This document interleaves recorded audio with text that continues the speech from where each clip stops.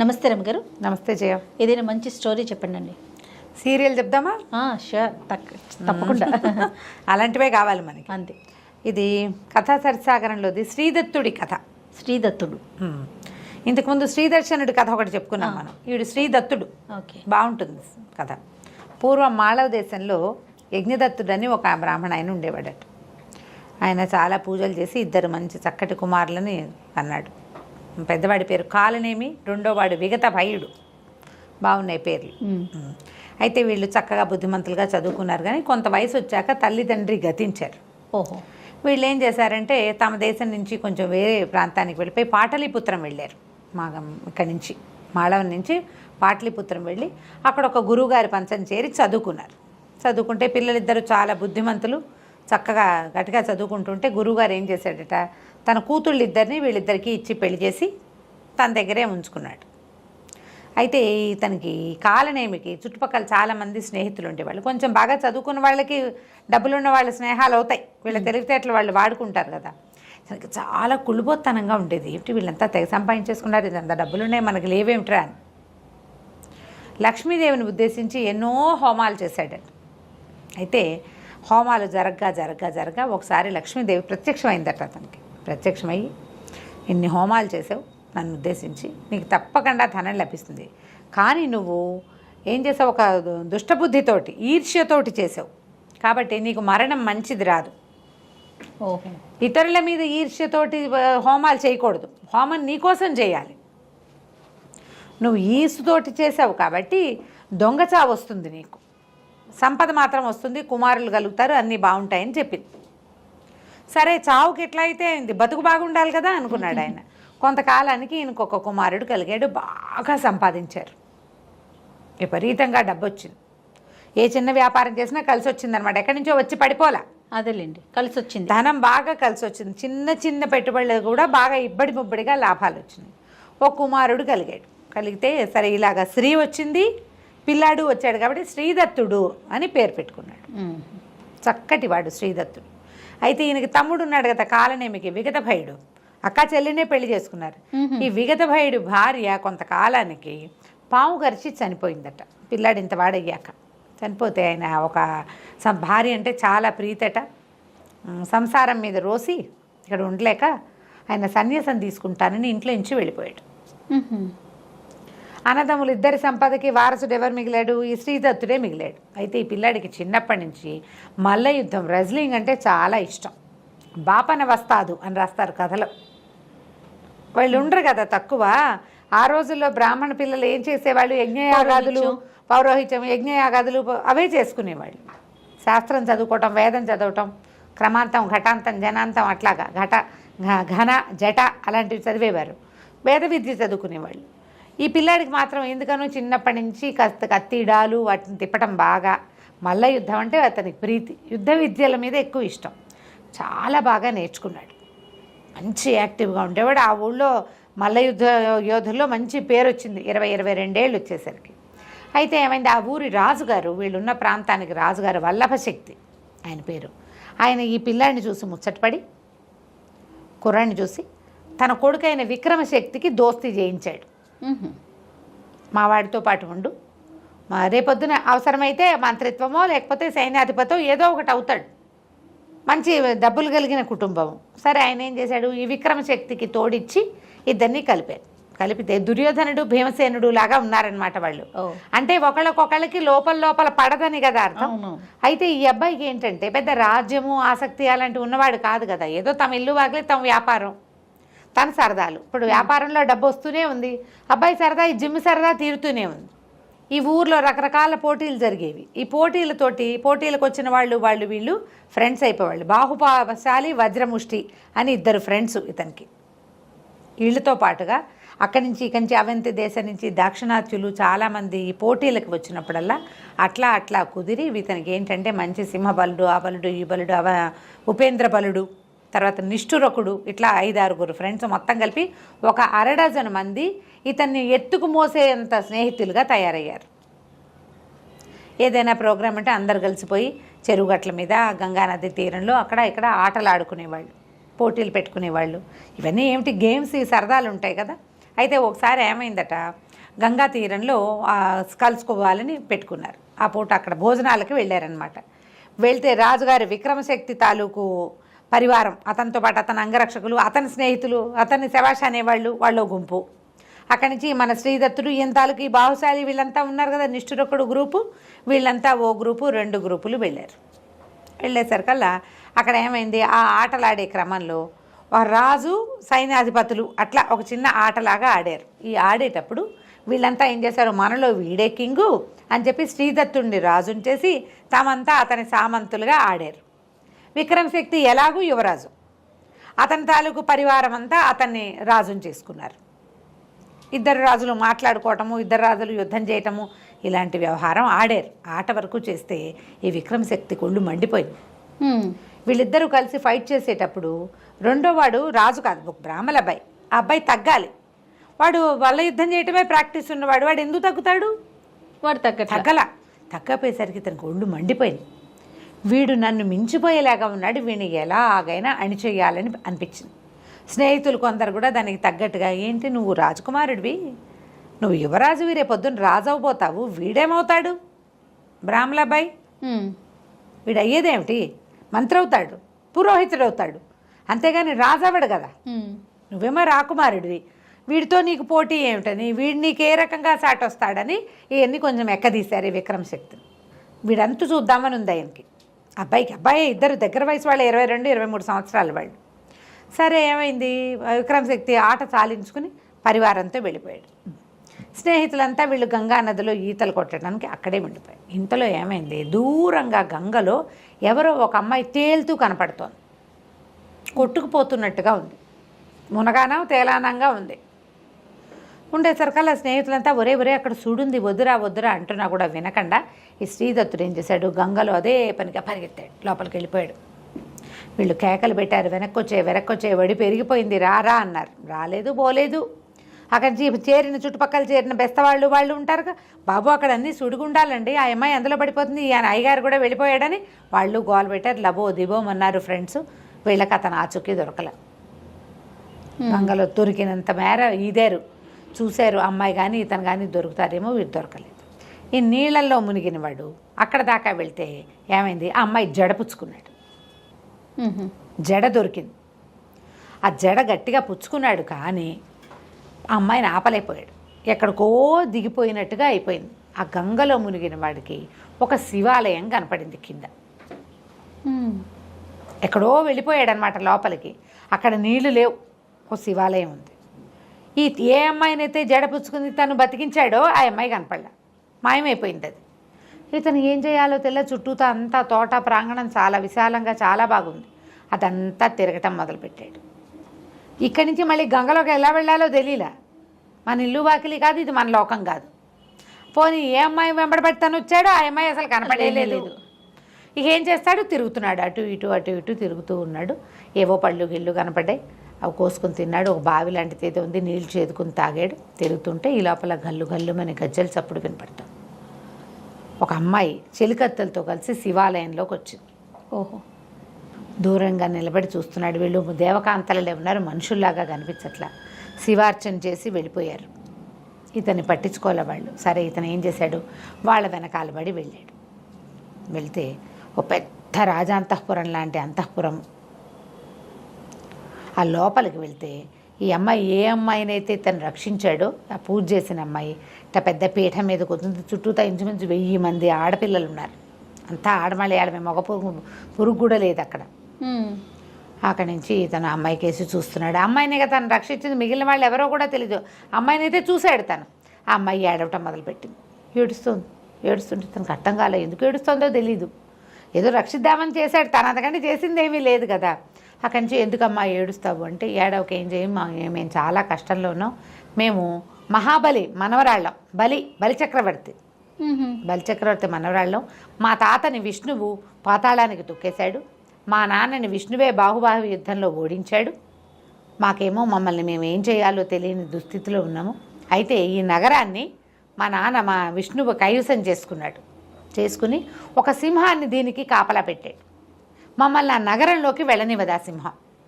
మేము లోపలికి వెళ్ళడానికి వీల్లేదు, ఎప్పుడూ మేము ఆ గంగా నదిలో పడి ఏడవాల్సిందే. నగరం బయట ఉన్న అంతఃపురం ఇది ఉద్యానవనం, ఇందులో ఉంటున్నాము. నగరం లోపలికి వెళ్ళాలి.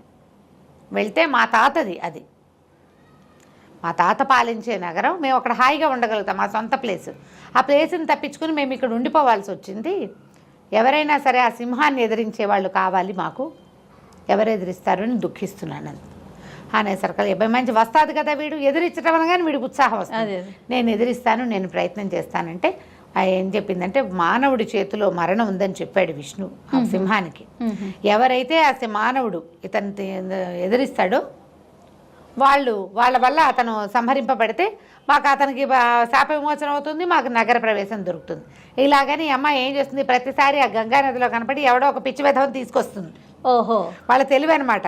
వీళ్ళు ఓడిపోతే పోయినట్టు, అంతే. గెలిస్తే గెలుస్తాడు. ఎంతమంది వచ్చారో ఇప్పటికి, బాగుంది. ఇంతమంది అమ్మాయిలు వీళ్ళ దగ్గర ఉన్న నగలు నాణ్యాలకి వ్యామోహపడి ఎవడైనా చెయ్యొచ్చు. కొంతమంది భయపడి ప్రాణాలు వదిలేసేయచ్చు, కొంతమంది గంగా నదిలోనే పడిపోవచ్చు, ఏదైనా కావచ్చు. సరే ఇతను ఏం చేశాడు, ఆ అమ్మాయిని వెంబడి పెట్టుకుని ఆ నగరానికి ప్రవేశించాడు. ప్రవేశిస్తే పెద్ద చండసింహం అది, ఎంత సింహమో. ఇతను ఆ సింహంతో కలబడ్డాడు. ఇద్దరు కలిసి చాలా యుద్ధం చేశారు. ఆ అమ్మాయి ఏం చెప్పిందంటే, నువ్వు కనుక ఈ సింహంతో యుద్ధం చేస్తే మృగాంకం అనే ఒక కత్తి దొరుకుతుంది ఆ సింహం వల్ల. అది నువ్వు ప్రపంచంలో ఎక్కడికి వెళ్ళినా అది నీకు జయాన్నే ఇస్తుంది అని చెప్పింది. సరే కత్తి ఏదో కూడా లభిస్తుంది, ఇప్పుడు ఎలాగో వచ్చాం కదా అదేదో చేద్దాము. పైగా ఏంటంటే ఇలాంటి ఛాలెంజెస్ మీద ఆసక్తి ఉన్నవాడు, స్పోర్ట్స్ పర్సనాలిటీ కదా అబ్బాయి పాపం. దాంతో వెళ్ళి ఈ సింహంతో బాగా హోరాహోరీ యుద్ధం చేశాడు. సింహం కాస్త మరణిస్తే ఒక దివ్య స్వరూపుడు వచ్చాడు, యక్షుడట అతను. ఆ యక్షుడికి విష్ణువుని ఏదో అవజ్ఞగా ప్రవర్తిస్తే, ఎక్కువ కాదు చిన్నదే, నువ్వు ఇక్కడ కాపలా ఉండు, మనిషి చేతిలో మరణం సంభవించినప్పుడే నువ్వు యక్షలోకానికి వెళ్ళగలవు అని భగవంతుడు ఇతనికి ఇచ్చాడు శాపం, అనుజ్ఞ కూడా. అందుకని అప్పటి నుంచి ఇక్కడ ఎవరొస్తే వాళ్ళని తినేస్తూ కాలక్షేపం చేస్తోంది ఆ సింహం. సరే ఒక కత్తిని తీసిచ్చాడు, మృగాంకము దాని పేరు. ఆ కత్తిని చేతిలో పెట్టాడు. సరే ఆ కత్తి పుచ్చుకుని ఈ కన్యాంతపురంలోకి వీళ్ళంతా నగరంలోకి బిలబిల్లాడితే 1000 మంది ప్రవేశించారు, సంతోషంగా ఉన్నారు. హాయిగా 10 రోజులు 12 రోజులు అక్కడే తిరిగాడు శ్రీదత్తుడు. మెల్లిగా ఇతనికి ఏమనిపించింది, ఇక మనం భూలోకంలోకి వెళ్ళేది ఏముంది, ఇక్కడే ఉన్నాం, ఈ అమ్మాయిని పెళ్లి చేసుకోవటమో దీన్ని ప్రేమించడమో చేస్తే బాగుంటుంది అనిపించింది. అయితే ఆ అమ్మాయి ఏమంది, వీరి ఆసక్తిని కనిపెట్టి వేలుకు ఒక ఉంగరం పెట్టింది. ఇదేంటంటే విషహారం, ఎలాంటి విషమైనా సరే ఈ ఉంగరాన్ని చూపిస్తే పోతుంది. ఓహో, ఇది నీకు నా బహుమతి, అలాగే మంత్రం వివాహానికి ఏముంది తప్పకుండా చేసుకుందాము. ఇక్కడ ఒక బావి ఉంది, ఆ బావిలో స్నానం చేద్దు, కానీ నీ కత్తి పుచ్చుకో, ఉంగరం పెట్టుకో, కత్తితోటి స్నానం చేస్తే అద్భుతమైన ఫలితం లభిస్తుందని నూతిలోకి దింపేసరికల్లా ఇతను నీటిలో బుడుంగుమని మునిగితే ఎక్కడ తేలాడంటే ఆ నీళ్ళల్లో తేల్లా. గంగానదిలో ఈ అమ్మాయిని చూసి ఎప్పుడైతే నీళ్ళల్లో దిగాడో, ఎక్కడ మునిగాడో అక్కడ తేలాడు. ఓహో, ఆ అమ్మాయితో వీడితోటి పని చేయించుకుంది అంతే. వీడిని వివాహం చేసుకుని ప్రేమించే ఉద్దేశం ఆవిడకి లేదు. కానీ తమకు చేసిన సహాయానికి ఈ విషహారమైన ఉంగరాన్ని ఇచ్చింది అతనికి. కత్తి అతను సంపాదించుకున్నదే, అతని కత్తి అతనికి ఇచ్చే పంపించేసింది. అక్కడ తేలేసరికల్లా ఈదుకుని బయటకు వచ్చాడు. గంగలోంచి బయటికి ఈదుకుంటూ వచ్చేసరికల్లా నిష్ఠురకుడు అతని స్నేహితుడు కనిపించాడు. అతని ఇంటికి నడిచి వెళ్తూ ఉంటే మన వాళ్ళంతా ఎట్లా ఉన్నారు ఏమిటి అని అడిగేసరికల్లా నిష్ఠురకుడు అన్నాడు, చాలా ప్రమాదం జరిగిపోయింది, మేము అప్పటి నుంచి వెతుకుతున్నాం, నువ్వు ఎట్లా కనపడతావు, ఏమవుతావు, ఏమయ్యావా అని మేము చాలా వెతికాం.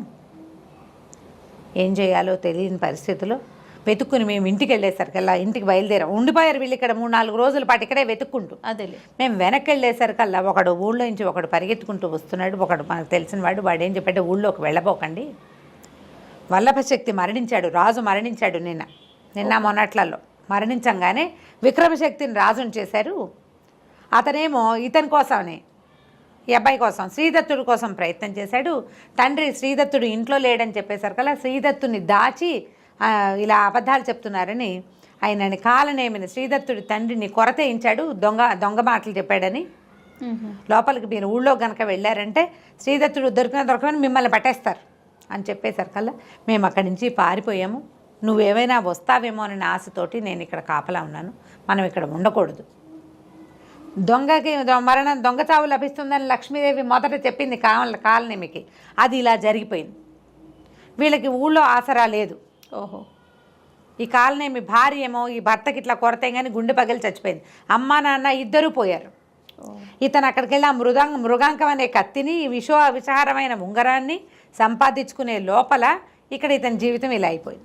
దాంతో ఇంకా ఏమీ ఆసరా లేక తన స్నేహితులున్న ఊరికి వెళ్ళిపోవడానికి ఇక్కడ ఉన్న ఆస్తిని కూడా వదిలిపెట్టుకోవటమే. నిష్ఠురకుడు తను కలిసి బాహుశాలి వాళ్ళ ఇంటికి వెళ్దాం మనము అని చెప్పి బాహుశాలి వాళ్ళ ఇంటికి వెళ్ళిపోయారు. నిన్ను కూడా అక్కడికే తీసుకొచ్చేయమన్నారని చెప్పాడు.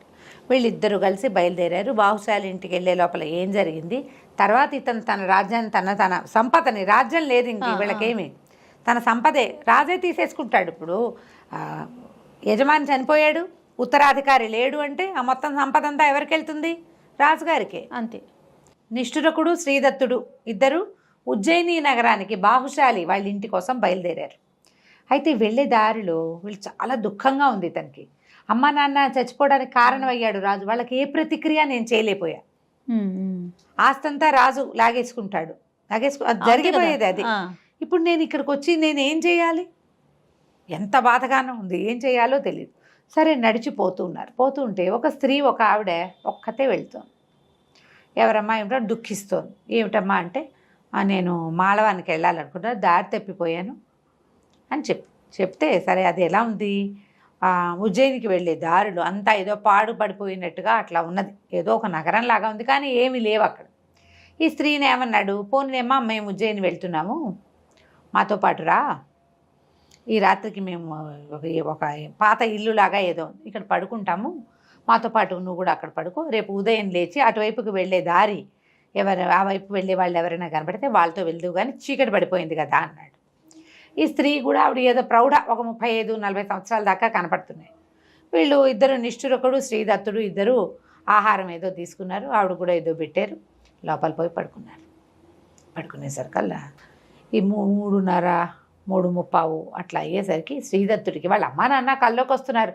బాగా అలసిపోయాడు, పడుకోగానే నిద్ర పట్టింది. కానీ నాన్నో అమ్మో కల్లోకి వచ్చి మెలకు వచ్చింది. మెలకు వచ్చేసరికల్లా అదంతా చుట్టుపక్కల ఏదో విచిత్రమైన వాసన వస్తున్నట్టు అటు ఇటు చూసేసరికల్లా ఆ స్త్రీ ఎవరైతే ఉందో ఆ అమ్మాయి ఆ నిష్ఠురకుడిని తింటోంది. ఒక రాక్షసి స్వరూపంలాగా ఉంది. దగ్గరికి దూరం నుంచి చూస్తే ఆ అమ్మాయి అనుకున్నాడు, దగ్గరికి వెళ్ళి చూస్తే ఏముంది, రాక్షసి తినేస్తుంది, నిష్ఠురకుడిని చంపేసింది. అక్కడి నుంచి ఇతను కంగారు పడ్డాడు, ఏం చేయాలి? అప్పుడు అతనికి మృగాంకం కత్తి ఉంది కదా, ఆ కత్తి పుచ్చుకుని ఆవిడ మీద కలిపడ్డాడు. కలిపడితే మళ్ళీ విదిలించేసుకొని మళ్ళీ నిష్ఠురకుడి మీద పడిపోతుంది. పడిపోతుంటే ఏం చేశాడు, వెనక నుంచి ఇట్లా సీగ పట్టుకుని మెడ నరకబోయాడు. నరకబోయేసరికి ఎప్పుడైతే ఈ సీగ పట్టుకున్నాడో జుట్టు పట్టుకోగానే వెంటనే పెద్ద మోతొచ్చి ఆ రాక్షసి మాయమైపోయి ఒక అప్సరస ప్రత్యక్షమైంది. నేను అప్సరసని అయినా అప్సరసని నన్ను చంపద్దు, నాకు ఒక శాపం ఉంది. కౌశికుడు అనే మహామునికి చాలా తపస్సు చేసుకుంటుంటే నన్ను ఆయన్ని మోహింపజేయడానికి పంపించారు. నేను ఎంత అందంగా నాట్యం చేసి, ఎంత బాగా పాడి, ఎంత బాగా వీణ వాయించినా ఆయన నాకేసి చూడలేదు. తపస్సు భగ్నం చేయాలి, అది మా పని. అందుకని నేను ఈ అందాల రూపాన్ని వదిలిపెట్టేసి రాక్షసి రూపం ధరించి ఆయన్ని భయపెట్టడానికి పెద్ద పెద్దగా కేకలు పెట్టాను.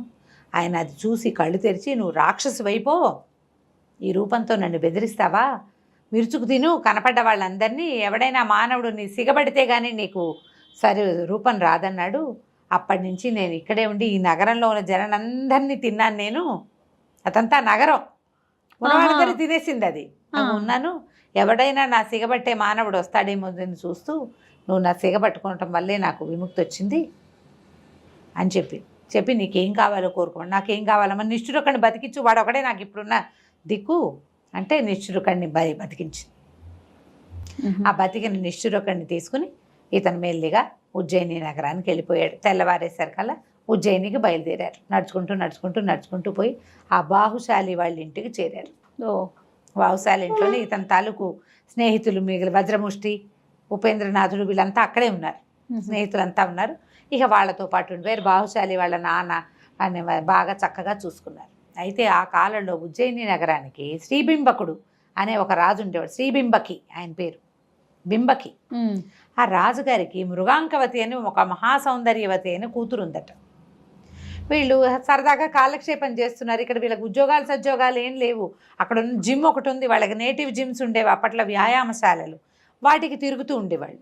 అయితే ఒకసారి ఏమైంది, వసంతోత్సవం ఏదో జరిగింది. వసంతోత్సవంలో రాజకుమార్తెని కనపడింది ఇతనికి. కనపడితే ఇతని మనసు ఆమె ఎందు లగ్నం అయిపోయింది. అంతకుముందు ఇతను విద్యుత్ ప్రభను చూశాడు. ఎక్కడ ఆ సముద్రంలో దొరికింది కదా ఒక ఆవిడ, అవును, బలిచక్రవర్తి మనవరాలు విద్యుత్ ప్రభ ఆవిడ పేరు. విద్యుత్ ప్రభ మీద కొద్ది రోజులు గడిపాక మనసు వచ్చింది ఇతనికి. ఇక్కడే ఉన్నాను కదా ఈమెను చేసుకుందామని. కానీ ఈ మలయ మృగాంకవతిని మాత్రం చూడగానే ఇతని మనసు దోచుకుంది అమ్మాయి. ఒక మూడు ఆఫ్గా ఉండిపోయాడు. సాయంకాలం ఏమన్నారు స్నేహితులు, ఏరా అయ్యా ఇలా అయిపోయావు, నువ్వు డల్గా ఉన్నావు, పద ఆవిడ ఉద్యానవనంలో ఉంటుంది రాజకుమార్తె, చూద్దాం అక్కడికి వెళ్దాం. కుర్రాళ్ళు అట్లా చేస్తారు కదా, ఆ అమ్మాయి అక్కడ ఉంది, బీటేద్దామని తీసుకుపోయారు. తీరా వీళ్ళు అక్కడికి ఉద్యానవనానికి వెళ్ళేసరికల్లా వీళ్ళకి ఒక స్నేహితురాలు కూడా ఒక అమ్మాయి కనిపిస్తుంది, విభావకి అనేటువంటి ఒక చెలికత్తె కూడా ఉంది. ఈ అమ్మాయి ఆ చెలికత్తె బాలు ఆడుకుంటున్నారు, ఉన్నట్టుండి కేకలు పెట్టారు ఆడవాళ్ళంతా. రాజకుమార్తెని పాము గరిచిందని కేకలు పెట్టారు. అది కన్యాంతఃపురం, అదే కాదు ఏమన్నా దాన్ని అంతఃపురం అనకూడదు, కన్యోద్యానం అనమాట. ఆడపిల్లలు మాత్రమే ఉంటారు, వాళ్ళ కాపలా కూడా మగవాళ్ళు ఉండరు. ఈ వీళ్ళు తృతీయ ప్రకృతులు. కంచుకి అనే ఒక క్యారెక్టర్ కనపడుతుంది, ఆ కంచుకి కాపలా ఉంటాడు. సైన్యం అంతా బయటే ఉంటుంది, వీళ్ళు ఎవ్వరూ మగవాళ్ళు లోపలికి వెళ్ళరు. ఆ పెద్ద పెద్ద కేకలు పెట్టారు ఆడవాళ్ళంతా. రాకుమార్తెని పాము గరిచిందంటే కంచుకి హైరాన్ పడుతూ బయటికి పరిగెత్తుకొచ్చాడు.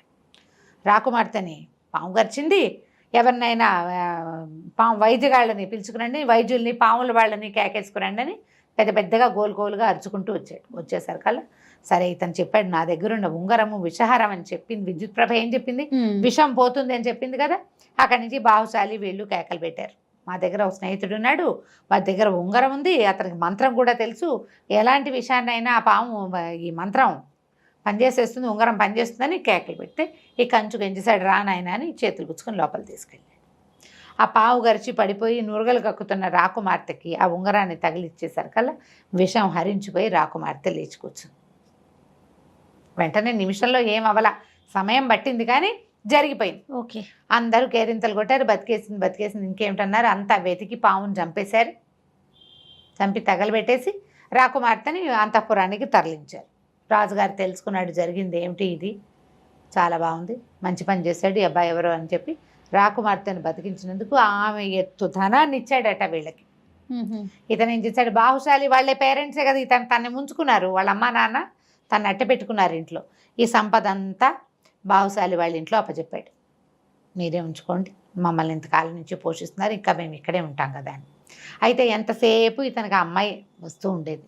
ఈ అబ్బాయి బ్రాహ్మణుడు, పైగా సొంతది లేక ఇక్కడికి వచ్చి ఉన్నాడు. రాకుమార్తెని అడిగితే వివాహం ఎట్లా కుదురుతుందో, అవునవును, రాజు ఏమంటాడో.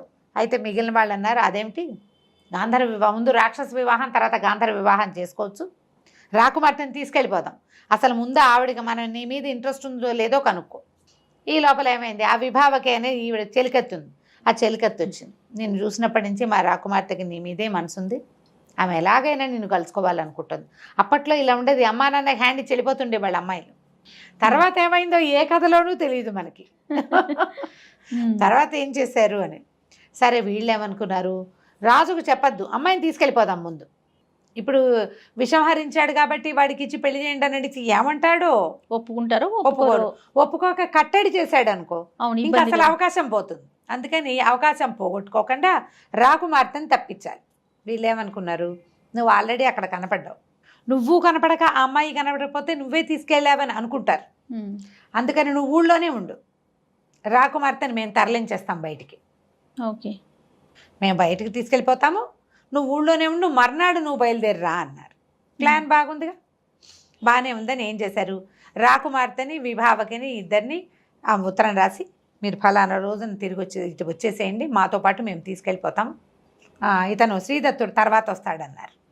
వాళ్ళు కూడా రెడీగా ఉన్నారు. రాకుమార్తె కూడా ఇతను వెనకాల పడి వచ్చేయటానికి అదో థ్రిల్లు, ఆ థ్రిల్లు కోసం ఎక్సైట్మెంట్ తోటి వాళ్ళు ఒప్పుకున్నారు. వీళ్ళు ఏం చేశారు, ఇంకా ప్లాన్ చేశారు. ఆ ఊళ్ళో కొంచెం ఏంటంటే పెద్దగా ఊరు పేరు లేని జనాలు కూడా బిచ్చగాళ్ళుగాను అలాగూ తిరుగుతూ ఉండేవాళ్ళు. ఒక తాగుబోతు బిచ్చగత్తని దాని కూతుర్ని ఇద్దరిని పట్టుకున్నారు. వీళ్ళు పట్టుకుని బాగా పీకల దాకా తాగబోయించి, మద్యశాలలు ఉండేవాట అప్పుడు, పానశాల పోయించి రాకుమార్తె ఉండే అంతఃపురంలో ప్రవేశపెట్టించారు. అంతఃపురాన్ని అంటించారు. ఆ తాగుబోతు బిచ్చగత్త దాని పుత్రిక ఇద్దరు మంటల్లో మరణించారు. రాకుమార్తె విభావకి ఇద్దరు పోయారనే సినిమా ఇచ్చారు అక్కడ. ఓహో, రాకుమార్తె విభావకి ఇద్దరు వెళ్ళిపోయారు. ఆ రోజంతా ఆ ఊళ్ళోనే తిరుగుతూ అందరికీ కనపడిన శ్రీదత్తుడు మర్నాడు సాయంత్రం బయలుదేరాడు. రాకుమార్తె చనిపోయిందని రాజు రాణి ఒక ఏడుపు ఏడ్చి ఊరుకున్నారు. జనాలంతా పాపం ఏడుస్తారు, దుఃఖపడతారు. ఆ బిల్డింగ్ అంతా బాగు చేశారు. అప్పుడు ఏమిటి, ఇవి లేవు కదా మనకి, ఫారెన్సిక్ లేవు కదా, అదొక్కటే లేనట్లుంది. అదొక్కటే లేదు, మిగిలిన వేషాలన్నీ అన్నీ ఉన్నాయి. అదే కదా. అక్కడి నుంచి ఇతను బయలుదేరి వెళ్ళేసరికల్లా ఏముంది, ఈ స్నేహితులంతా దెబ్బలు తగిలిపడి ఉన్నారు. ఇదేమిట్రా ఏమైంది అంటే, మేము రాజకుమార్తెని తీసుకుని బయలుదేరిపోయాము. కొంత మట్టుకు వచ్చాక ఒక రాజపుత్ర సమూహం ఒకటి వచ్చింది. అందులో ఒక క్షత్రియ యువకుడు ఒకడు ఈ అమ్మాయిని చూసి సరదాపడి మమ్మల్ని జయించి, వీళ్ళంతా ఒట్టిగా ఏదో వస్తాదులే కానీ అంత పెద్దగా కత్తు కటార్లు తిప్పగలిగేవాళ్ళు కాదు, మమ్మల్ని జయించి అమ్మాయిని తీసుకెళ్ళిపోయారు. ఓహో. ఇప్పుడు ఆ అమ్మాయి కోసం మళ్ళీ బయలుదేరాడు. వెళ్ళగా పరుగులు తీస్తూ వెళ్ళారు. ఇతను ఉండేసరికి వాళ్ళకు కూడా ధైర్యం వచ్చింది. పరుగులు తీస్తూ వెళ్ళేసరికల్లా ఆ జనాలు కనపడ్డారు. ఇతనితో పాటు కొంతమంది దెబ్బలు తగిలిన వాళ్ళేమో వెనకాల ఆగిపోయారు. ఒకళ్ళిద్దరే వచ్చారు. వాళ్ళందరూ ఉండగానే ఇతను వెళ్ళాడు. ఆ రాజపుత్రులు ఎవరైతే సమూహం ఉన్నారో, ఎవడో వాడు ఒక చమూపతి ఎక్కడో ఒకడు వాళ్ళని పట్టుకుని వాడిని కొట్టి, అతను ఆల్రెడీ ఏ గుర్రం మీద అయితే రాజకుమార్తెని మృగాంకవతిని ఎక్కించుకున్నాడో అదే గుర్రం మీద తను మృగాంకవతి ఇద్దరు ఎక్కి పరిగెత్తారు. మిగిలిన జనానికి అందకుండా అతని స్నేహితులు కొంతమంది దెబ్బలు తగిలి అక్కడ ఉండిపోయారు. మొదట దెబ్బలు తగిలిన చోట, వీళ్ళతో యుద్ధం జరిగిన చోట, అక్కడి నుంచి ఇక్కడ ఇంకొకళ్ళు ఇద్దరు ఉండిపోయారు. ఇతను మాత్రం ఈ మృగాంకవతిని ఎక్కించుకుని ముందుకెళ్ళిపోయాడు.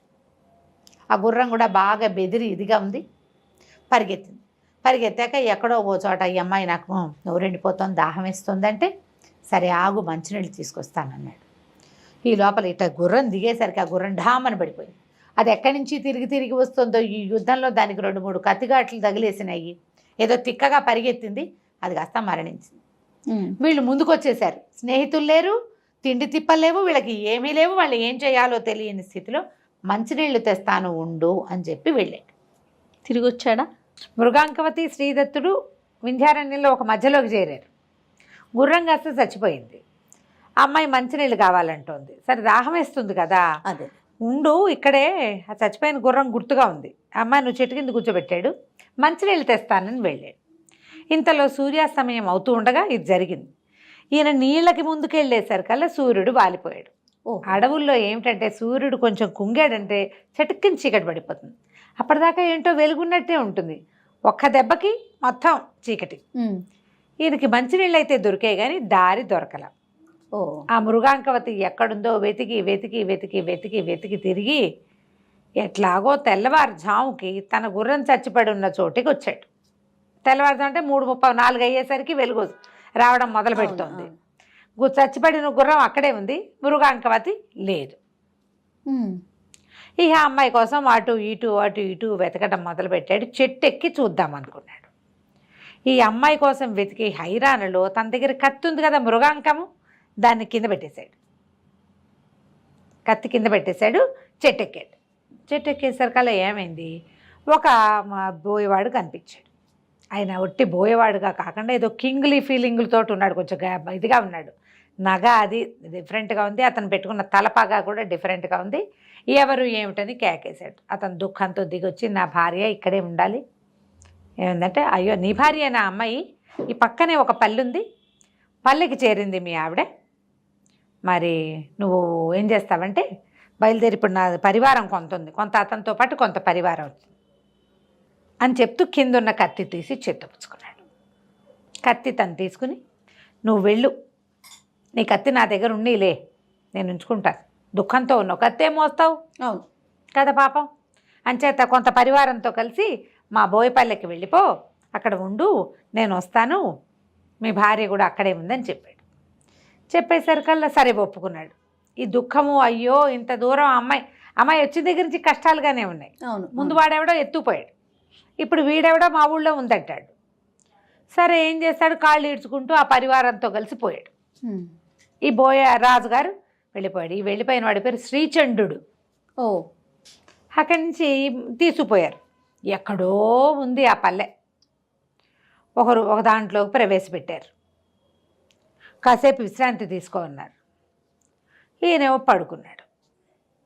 రాత్రంతా అడవిలో నడిచాడా, అంతకుముందు రోజంతా యుద్ధమా, రాత్రంతా నడిచాడా, పొద్దునంతా ఏడ్చాడా. మధ్యాహ్నం అక్కడికి వెళ్ళేసరికల్లా వాళ్ళు ఇచ్చిన మంచినీళ్ళు మజ్జిగ ఇంకేదో పుట్టతైనా పుచ్చుకునేసరికి ఒళ్ళు తెలియని నిద్ర. భార్య ఇక్కడే ఉందన్న నమ్మకం, అమ్మాయి అక్కడే ఉందని. కత్తి లేదు, పెళ్ళాము లేదు, పడుకుని నిద్ర మాత్రం వస్తుంది. మరి సహజం కదా మనుషులకి. పడుకుని నిద్రపోయాడు. సరే నిద్ర లేచి చూసుకుంటే కన్ను చీకటి పడుతోంది. మధ్యాహ్నం పడుకున్నాడు కదా, లేచి చూసేసరికల్లా కాళ్ళకి 2 సంకెళ్ళేస్తున్నాయి. ఓహో. వెంటనే వెతకనందుకు భార్య శిక్ష ఇస్తుందా అన్నట్టుగా 2 కాళ్ళకి సంకెళ్ళు ఉన్నాయి. గింజుకున్నాడు, లాక్కున్నాడు. ఎవ్వరూ పలకలా, ఎవ్వరూ రాల. పూట గడిచిపోయింది. ఇతను అరుస్తున్నాడు, కేకలు పెడుతున్నాడు, ఏమీ లేదు. భోజనం మాత్రం తీసుకొచ్చేస్తున్నారు. అక్కడి నుంచి అమ్మాయి ఏం చెప్పిందంటే, ఒక అమ్మాయి వచ్చి అయ్యా నీ భార్య మాకు దొరకలేదు. ఈ మా రాజు శ్రీచంద్రుడు సకల సద్గుణ సంపన్నుడు, సకలంగా అన్ని కళలు ఉన్నవాడు, తర్వాత ఏమో ఇంకా ఏమిటి అంటే సౌందర్యవంతుడు అయినటువంటి క్షత్రియుణ్ణి చండికకి బలివ్వటం కోసం నిన్ను పట్టుకొచ్చాడు. అందుకే నిన్ను మేపుతున్నారు ముప్పొద్దుల. నిన్ను బలిచ్చేస్తాడు. అదే జరగబోతోంది. నువ్వు అతన్ని కాదని ఇక్కడి నుంచి వెళ్ళలేవు. పరమ క్రూరుడు అని ఏం చెప్పిందంటే, ఈ శ్రీచంద్రుడికి ఒక కూతురు ఉంది సుందరి అని. నిన్ను చూసిన దగ్గర నుంచి నీ మీద మనసు పడింది. ఓహో. ఆమెను పెళ్లి చేసుకో. గాంధర్వ విధిని వివాహం నీతో వస్తుంది, నీ దగ్గరకు వస్తుంది. ఏదైనా కాలక్రమాన అవకాశం ఉంటే చూద్దాం, లేకపోతే ఆమె కోరిక తీరుతుంది. కనీసం ఎలాగో చచ్చిపోతావు నువ్వు అనేసరికి ఒప్పుకున్నాడు. సాయంత్రం అయ్యేసరికల్లా చక్కగా సిగ్గులు మొగ్గవుతూ ఆ శ్రీచంద్రుడి కూతురు వచ్చేసింది లోపలికి. ఒక సంఖ్యలో ఊడదీసేది, ఒకదాని సంఖ్యలో ఊడదీసేది. రాత్రిలో అతనితో గడిపి వెళ్ళిపోయేది. నెల రోజుల పైన గడిచిపోయినాయి. పొద్దున్న శుభ్రంగా తినేవాడు, పడుకునేవాడు, వెలుకుగానే ఉండేవాడు, కూర్చుని ఉండేవాడు. వదిలిపెట్టలేదు. 2-3 నెలలు పోషించి ఇంకా నున్నగా చేశాక అప్పుడు బలి ఇవ్వాలి. ఇతను క్షత్రియుడు కాదు, మనకు తెలుసు కదా, బ్రాహ్మణ యువకుడు. బ్రాహ్మణైనా క్షత్రియుడినైనా ఇవ్వచ్చు. రాజోచితమైన వేషం వేసి వాడిని బలిస్తారనమాట. అక్కడి నుంచి ఏమైంది, గడిచిపోయినాయి రోజులు. ఆ అమ్మాయి కాస్త నెల తప్పింది. అది తెలుసుకున్న ఆయన భార్య, శ్రీచంద్రుడి భార్య సుందరి తల్లి ఏం చెప్పిందంటే, మా ఆయన కటిక దుర్మార్గుడు నాయన, నువ్వు అల్లుడు బన్ని ముద్దు కొద్దీ నిన్ను పంపించేద్దాం అనుకుంటాను. మా ఆయన నమ్మడానికి వీల్లేదు. నా పిల్ల గర్భవతి అయినప్పటికీ నిన్నేమన్నా చంపేస్తాడేమో, ఎందుకంటే చండికకి మాట ఇచ్చున్నాడు ఒకడిని బలేస్తానని. అయితే నువ్వు వెళ్ళిపో, పారిపో, ప్రాణాలు దక్కించుకో కనీసం. మా పిల్లలాగూ గర్భవతి వాళ్ళలో ఆ తప్పులు ఏం లేవు బహుశా అని చెప్పేసి ఒకనాటి రాత్రి సంఖ్యలు ఊడదీసి అతన్ని పంపించేస్తుంటే అతను చెప్పాడు, మీ ఆయన దగ్గరున్న కత్తి నాది, నాకు అది పాతాళ లోకంలో లభించిందని ఆవిడికి చెప్పాడు. ఆవిడ ఏమందంటే, నేను గుర్తుగా ఉంచుతా, నువ్వు ఏ నాటికైనా తిరిగి వస్తే నీ కత్తి నీకే అప్పచెప్తాం, పారిపోమనేసరికి ఇతను రాత్రి ఆ పల్లెలోంచి పారిపోయాడు. మళ్ళీ తన గుర్రం ఎక్కడ చచ్చిపడుద్దా అక్కడికి వచ్చాడు. ఇక వెతకటం మొదలుపెట్టాడు చుట్టూతా. ఇంతలో ఒక పల్లెకారుల యువకుడు, ఒక అతను వృద్ధుడు అంటే నడివయసువాడు ఒకడు కనపడ్డాడు. నీవేమైనా శ్రీదత్తుడివా అని అడిగాడు. అవును, నా పేరు నీకెలా తెలుసు అంటే, నీ భార్యే కదా మృగాంకవతి అంటే అవునన్నాడు. ఆ రోజున ఒకరోజు రాత్రి మృగాంకవతి నాకు ఇక్కడ కనపడింది, నీకోసం వెతుకుతుంటే మా పల్లెకి తీసుకెళ్ళా. మా పల్లెలో ఒక బ్రాహ్మణ ఆయన ఉన్నాడు. ఇక్కడున్న బోయపల్లె కాదు, ఇది మామూలు పల్లె. అయితే ఆయనకు అప్పచెప్పా, నువ్వు ఫలానా అని చెప్పి ఆయన దగ్గరికి వెళ్ళమన్నాడు. ఆవిడకి 100 థ్యాంక్స్లు చెప్పి ఎక్కడో అక్కడ ఇక్కడ దొరికిన నీళ్లు తాగి కాయా కసురు తిని ఆ పల్లె వైపుకి నడవటం మొదలుపెట్టాడు శ్రీదత్తుడు. దానికోసం వెతుకుడు, ఈ అమ్మాయి కోసం వెతుకుతూ 1.5 నెలలు అక్కడ ఉండిపోయి దాని వరకు గర్భాన్ని కూడా ప్రసాదించి వచ్చాడు ఈయన. సరే ఆ పల్లెటూరుకి వెళ్ళేసరికల్లా ఆ పల్లెలో ఉన్న బ్రాహ్మడు అన్నాడు, అయ్యా నా దగ్గర లేదు, కౌశాంబి నగరం ఒక నగరం ఉంది, నగరంలో నాకు తెలిసిన ఒక మంత్రి గారు ఒక ఆయన ఉన్నాడు, పిల్లని అక్కడ అప్పచెప్పాను, ఎందుకంటే ఇక్కడ నేను ఆ పిల్లని కాపాడలేను, సౌందర్యవతి, నగా నాణ్యం ఉంది, పైగా ఈ నాగరికల అంటే ఈ పల్లెటూరు వాళ్ళకి మోజు, ఆ పిల్లని నేను కాపాడలేనని చెప్పి పాప నీ కోసం ఎంత వెయిట్ చేస్తుందో అక్కడికి వెళ్ళు నాయన అన్నాడు. సరే దానికోసం మళ్ళీ బయలుదేరటం మొదలుపెట్టాడు. మళ్ళీ వెళ్ళాలిగా, అదేదో ఊరు, అమ్మాయిని తెచ్చుకోవాలి కదా ఇతను. దారి లేదు ఇతనికి, వేరే దారి లేదు పాపం. ఇక చచ్చినట్టు అక్కడి నుంచి బయలుదేరాడు. అతను చెప్పిన నగరం ఏమిటంటే మధురా నగరం. మధురలో రాజుగారికి మంత్రిగాను ఉపాధ్యాయుడుగాను ఉన్నటువంటి ఒక ఆయనకి అప్పచెప్పాను అన్నాడు. సరే ఈ రాత్రి ఇక్కడే ఉండు నాయన మా దగ్గర, పడుకో, రేపు పొద్దునే మరి విశ్రాంతి కావద్దు, ఇదంతా నడక కదా. అవును. సరే రాత్రికి అక్కడ ఉండిపోయాడు. వాళ్ళు ఏంటో ఏదో తిని పడుకున్నాడు. మర్నాడు పొద్దున బయలుదేరాడు. ఇక నడవగా నడవగా నడవగా నడవగా రోజులు గడిచాక మొత్తానికి మధురాపురం చేరాడు. ఓకే. ఆ మధుర ఊరికి బయటనే ఒక పెద్ద దిగుడు బావి ఉంది, బాగా నిర్మలమైన జలం.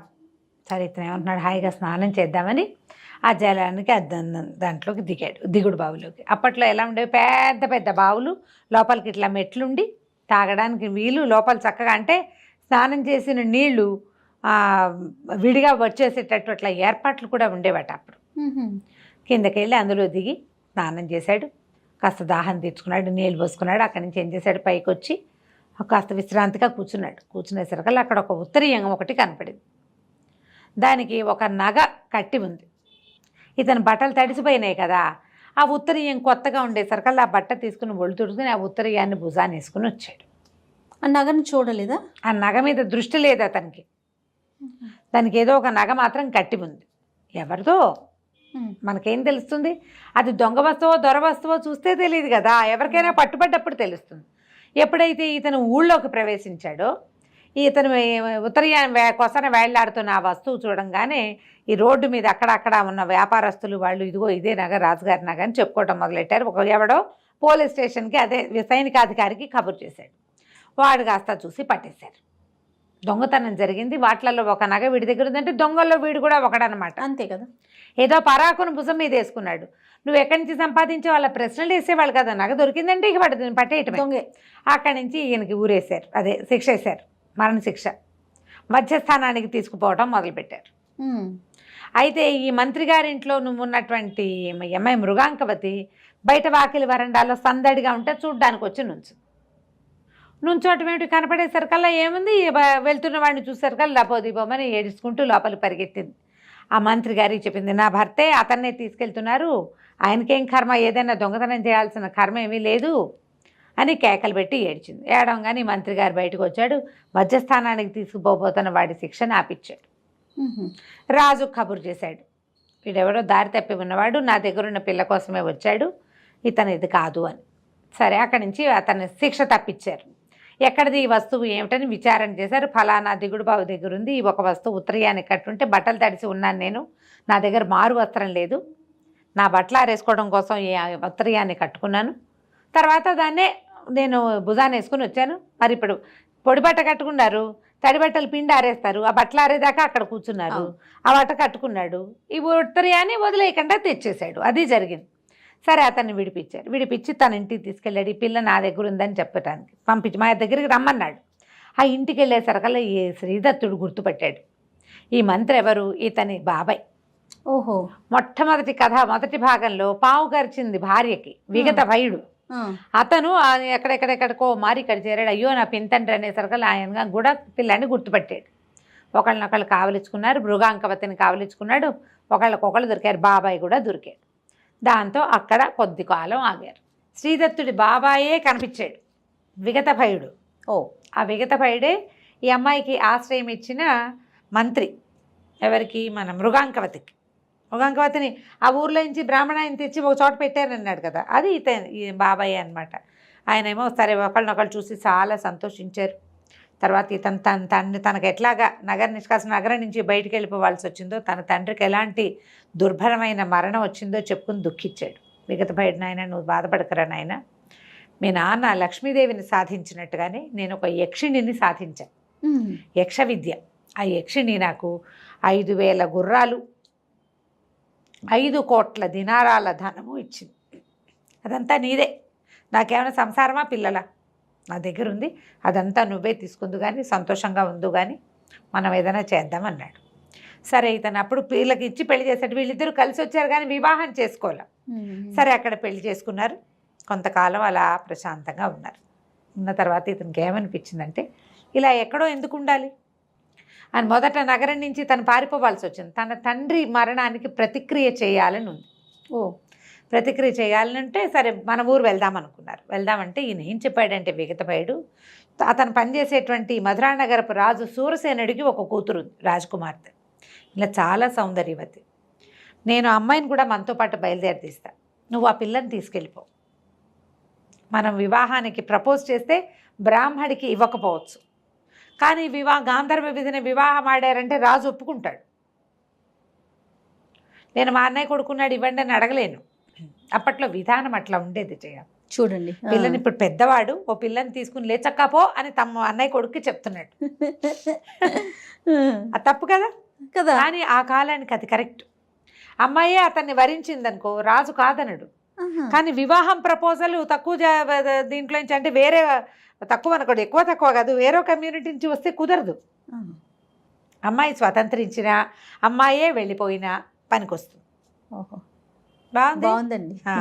సరే, అక్కడి నుంచి ఏం చేశారు, భార్య భర్త వీళ్ళిద్దరూ మళ్ళీ మృగాంకవతిని తీసుకుని మన శ్రీదత్తుడు, విగతభయుడు, తమ దగ్గర ఏర్పడినటువంటి సైన్యం ఉందిగా, 5,000 గుర్రాలు ఇచ్చిందని చెప్పాడు కదా, ఈ గుర్రాల మీద రౌతులు అన్నీ ఏర్పరచుకుని సూరసేన మహారాజు గారి కూతుర్ని కూడా బయలుదేరి తీశాక ఏమైంది, ఆ అమ్మాయిని దారి తప్పించాలని అనుకున్నారు. ఆవిడ ఇంకో చోటకి వెళ్తుంది, ఏదో దేవాలయాన్ని కానీ బయలుదేరి తీసి వీళ్ళతో కలిపేసుకున్నారు. కొంత దూరం వెళ్ళేసరికల్లా సైన్యం ఓవైపు, వీళ్ళు ఇంకోవైపు. ఆ అమ్మాయిని కలుసుకోవడానికి ఇతను అటు వెళ్ళాడు. అదే సైన్యం నడుస్తోంది దాని దారినది. ఎక్కడికి, వీళ్ళ కౌశాంబి వీళ్ళ మొదటి నగరం కోసం, ఉజ్జయిని కాదు, వీళ్ళది సొంత నగరం ఏదో ఉంది కదా, ధారానగరమో ఏదో, అక్కడికి వెళ్ళిపోతున్నారు. ఇతనేం చేశాడు, భార్యతో సహా ఇటు పక్కకి కొంత దండుతోటి, కొద్దిపాటి సైన్యంతో రాజకుమార్తెని కలుసుకోవటానికి పక్క దారి పెట్టాడు. కొంత దూరం వెళ్ళేసరికల్లా శబరులు పట్టేశారు వీళ్ళని, బోయేవాళ్ళు. శబర జాతి, బోయ జాతి, కోయేవాళ్ళు చాలామంది ఉంటారు కదా, పట్టేశారు. దొంగల్లాగా పడిపోయారు మీద. చేతికి అందిన వాళ్ళని చంపేశారు. సహాయం కోసం కొంతమంది తమ పూర్వ సైన్యం పక్కకి వెళ్ళిపోయిందిగా, అటు పరిగెత్తేశారు. రాజకుమార్తె ఏమైందో తెలీదు, భార్య ఏమైందో తెలీదు, ఇతన్ని మాత్రం పట్టేసి ఒక మహాచండి ఆలయానికి షిఫ్ట్ చేసేశారు. చండికాలయంలో పెట్టారు. అక్కడ ఒక గంట మోగుతుంటే మృత్యుగంటలాగా ఉంది, పెద్ద చండికా విగ్రహం, చాలా పెద్దది. ఎంత పెద్దదో, భయం వేసేలాగా, అది ఎట్లా ఉందంటే మృత్యుగృహంలాగా ఉంది. ఆ చండికాలయంలో తీసుకుపోయి కట్టేసేసరికల్లా ఏమైంది, సాయంకాలం అయ్యేసరికల్లా ఒక కోయ అమ్మాయి సంటి పిల్లాడిని ఎత్తుకుని వచ్చింది లోపలికి. ఈ కట్టేసి ఉన్నవాడిని చూసి అని తెల్లబోయింది, నువ్వెలా వచ్చావు ఇక్కడికి అని. కట్టేయబడ్డవాడు శ్రీదత్తుడు వచ్చింది. ఇంతకుముందు శ్రీచంద్రుడి కూతురుంది కదా సుందరి, ప్రెగ్నెంట్ అయింది. ఆ అమ్మాయి పిల్లాడిని ఎత్తుకొచ్చింది. ఓకే, చూసేసరికల్లా తెల్లబోయింది, ఇదేమిటి, నేను ఎవరు కట్టేశారు, ఎలా వచ్చావు నువ్వంటే, నేను ఇట్లా వెళ్తూ వచ్చాను, వీళ్ళు నన్ను కట్టేశారంటే ఆ అమ్మాయి వెంటనే తమ సైన్యాన్ని పిలిచింది. ఇది మన అల్లుడేరా నాయన, ఈయనే మన నాయకుడు అని చెప్పి ఆ కట్లు ఓడదించి భర్తను వెంబడి పెట్టుకుని బోయగూడానికి తీసుకుపోయి శ్రీచంద్రుడు మరణించాడు. ఏదో జంతువుతో యుద్ధంలో పళ్ళఘాట్లు పడి క్రమంగా కృషించి మరణించాడు.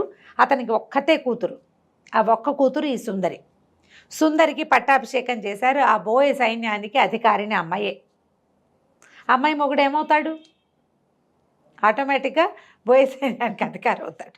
అక్కడి నుంచి అమ్మాయి ఏం చేసింది, లోపల నుంచి అతని కత్తి తీసుకొచ్చి ఇచ్చింది.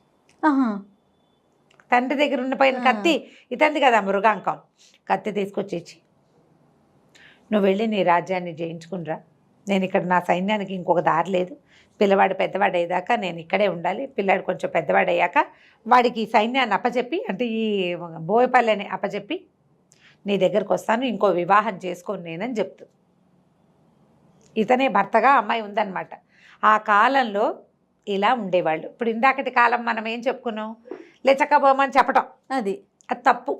కానీ చూడు, కొద్ది రోజులు గడిపి రాజులు వెళ్ళిపోతే మరణించేదాకా వాళ్లే భర్తలుగా ఉండే జాతి. మనం దీంట్లో చూస్తాం, మహాభారతంలో హిడింబి, ఆవిడ రాక్షస కాంత, భీముడితో గాంధర్వ విధిని వివాహం చేసుకుంది. వాళ్ళ అమ్మ అన్నయ్యలు ఉన్నారు, తమ్ముళ్ళు ఉన్నారు కాబట్టి దండలు మార్చుకుని పెళ్లి చేసుకుని ఉంటారు. ఆవిడకు ఒక సంతానం కలిగేదాకానే ఉన్నారు. సంతానం కలిగాక భీముడు వచ్చేసాడు. ఆ తర్వాత మళ్ళీ భీముడు వెళ్ళి హిడింబిని కలిసిన కథ అసలు మనకు కనపడదు. కానీ ఆవిడ భీముని భార్య, ఆ పిల్లవాడు భీముడు కొడుకు. మళ్ళీ ఆవిడ పెళ్లి చేసుకున్న దాఖలాలు లేవు, ఎక్కడా లేవు. మత్స్యంవ్యాయోగం అని భాసుడు రాసినటువంటి ఒక నాటకం ఉంది. ఆ భాసనాటక చక్రంలో, భాసనాటక చక్రం చాలా అద్భుతమైన బోల్డ్ అని రకరకాల నాటకాలు ఉన్నాయి. అందులోది ఈ మధ్యమ వ్యాయోగం. అందులో భీముడు వెళ్ళి ఘటోత్కచుడిని హిడింబిని కలిశాడన్న ఒక కథ, నాటకీయమైన ఒక కథ రాశారు. అలాంటి కథల్లో తప్ప మహాభారతం మెయిన్ థింగ్లో అసలు వీళ్ళు వాళ్ళు కలిసిందే లేదు. అతను మాత్రం తన తండ్రి తన బాబాయిలు యుద్ధం చేస్తుంటే వాళ్ళకి సహాయం చేయడానికి వచ్చి మరణించాడు ఘటోత్కచుడు. మరి మన ఘటోత్కచుడు కుమారుడు కూడా వచ్చాడు తన తాతల్ని హెల్ప్ చేయడం కోసం. చూడు ఇది ఎట్లా ఉంది. అవును అవును. మన అర్జునుడు వెళ్ళి నాగకన్య ఉలూచిని వివాహం చేసుకున్నాడని, ఇంకెవరినో వివాహం చేసుకున్నాడని, బభ్రువాహనుడు పుట్టాడని, వాళ్ళు కూడా వీళ్ళకి భార్యలుగా అలాగే ఉండిపోయారు. మళ్ళీ పెళ్ళిళ్ళు అవి లేవు. మన కాశీ మజిలీ కథల్లో కూడా అంతే. కొద్ది కాలమే వాళ్ళు గడిపినా ఇంకా అతనే నా భర్త అని ఉండేవాళ్ళు. స్త్రీలు అలా ఉండేవాళ్ళు ఉండే కాలం అది. సరే, అక్కడి నుంచి ఇతను ఏం చేశాడు, తన మృగంకాన్ని పట్టుకుని సూరసేన మహారాజు కూతుర్ని కూడా వివాహం చేసుకుని భార్యలిద్దరితో కలిసి రాజ్యానికి బయలుదేరాడు. ఇతని ఫ్రెండ్స్ నిష్ఠురకుడు, బాహుశాలి వాళ్ళందరికీ అప్పుడు దెబ్బలు తగిలినాయి. ఇది ఎప్పటి సంగతి? సంవత్సరం క్రితం, ఏడాది పైన అయిపోయింది కదా. మృగాంకవతిని తీసుకొచ్చేటప్పుడు జరిగిన యుద్ధాల్లో వాళ్ళందరికీ దెబ్బలు తగిలినాయి. అందరూ దెబ్బలు తగ్గించుకుని ఉన్నారు, ఇతను ఎప్పటికైనా కనపడతాడేమోనని. ఎప్పుడైతే ఇతని దగ్గర నుంచి కబురు వచ్చిందో వాళ్ళంతా కూడా తలా ఒక పక్క నుంచి బయలుదేరి వచ్చారు. కబురు రావడంతో ముందు బాటలు అట్లా అట్లా అట్లా పాసాన్ చేసుకుంటూ వెళ్ళేసరికల్లా అక్కడి నుంచి ఏం చేశారు, విక్రమశక్తి ఎవరు, ఈ మన ఇతని తండ్రిని సంహరించినటువంటి రాజుగారి కుమారుడు, ప్రస్తుతం రాజుగా ఉన్నవాడు, అతని మీదకి యుద్ధానికి వెళ్ళి తన పాత మావగారు అంటే మృగాంకవతి తండ్రి అయిన శ్రీబింబకి, ఆ రాజుకి కబురు చేశాడు. మీ అమ్మాయి సేఫ్గా నా దగ్గర ఉంది, నేను వివాహం చేసుకున్నా, వీళ్ళ మీద యుద్ధానికి వెళ్ళబోతున్నాను, ఇలా విగత భయుడు మా బాబాయ్ అని మొత్తం ఉత్తరాన్ని రాయించాడు. వాళ్ళు కొంత సైన్యాన్ని పంపించారు తమ అల్లుడికి హెల్ప్గా. రాజకుమార్తె ఇతను వివాహం చేసుకుందని తెలియంగానే మళ్ళీ మధురా నగరానికి రాజైనటువంటి సూరసేనుడి దగ్గర నుంచి కూడా కొంత సైన్యం వచ్చింది.